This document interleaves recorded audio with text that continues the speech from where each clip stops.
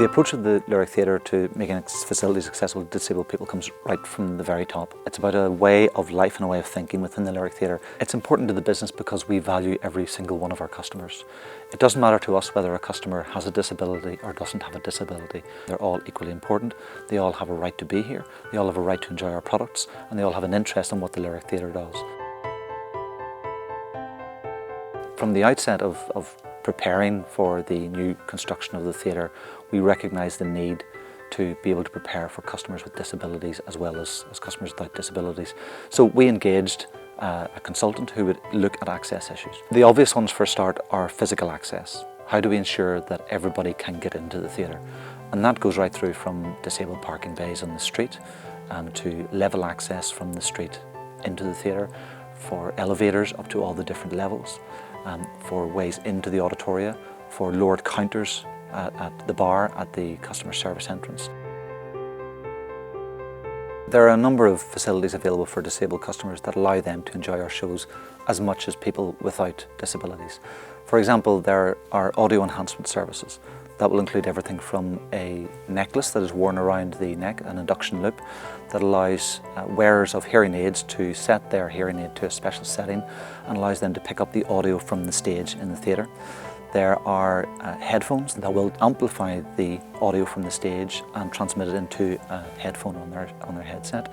We also have captioning services for people who are deaf or hard of hearing, so they can actually read the text from the play above the stage. And there's audio description, which is where somebody who is visually impaired or blind can put on a headset and listen to a description of the action on the stage. She goes to return it to the holster but drops it and hauls it back by its cord, putting it safely back in the holster. Then she takes a mobile phone from the locker and poses in front of the locker taking a selfie. What we recognise is that there are customers with disabilities who need somebody to help them bring them to the theatre or facilitate their access to the theatre, what we call a carer. We believe that it's important that the person with a disability who requires the care isn't financially disadvantaged because of that.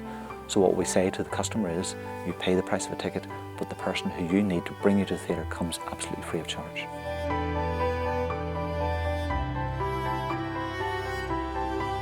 It's then about the people in the building. It's making sure that the people are ready for it, because there is no point in having the physical environment ready and the services ready if the people themselves aren't bought into the idea of receiving customers with disabilities and ensuring that their time is as good as everybody else's. I find now coming into Lyric, they're very welcoming. They will ask, do I want assistance, and take us up to our seats in the auditorium. I come down here with my other half and he's totally blind. So the staff are most accommodating and most helpful and always taking into consideration our needs.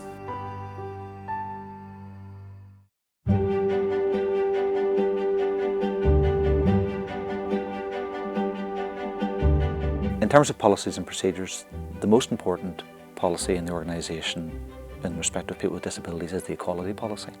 That then drives other policies. So for example, our recruitment policy will be affected by the equality policy. The customer service policy is also affected by that because it affects the way that we deal with our customers with disabilities. So there are a number of different policies that are influenced, but it all stems from the parent policy of equality. The legal background to accommodating people with disabilities is largely driven by the Disability Discrimination Act. That's something that people have to do, and it's certainly something that we meet the standard of, but it's important for us that we don't do it because we have to do it.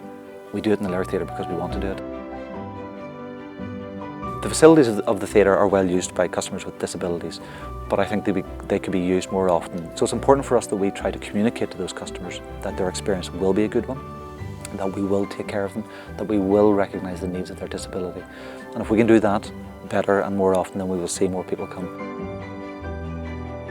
We sought advice and information and support from a number of organisations.